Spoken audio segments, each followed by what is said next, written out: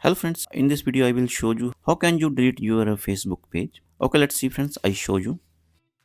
First friends, you log in your Facebook and click here. So my Facebook all page show here. I have two page. So this one page B and Raman. This page I want to delete. Just simply click here.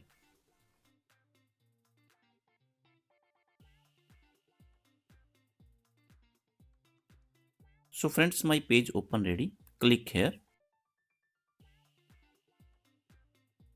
and click here setting and privacy and click to settings. Scroll down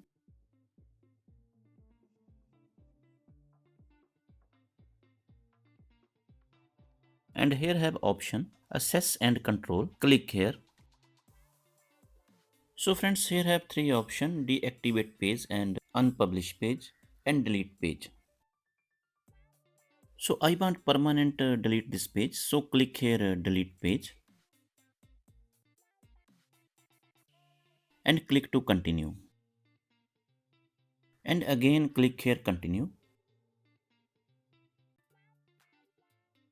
And here friends, you write in your Facebook login password and click to continue. Click to delete page.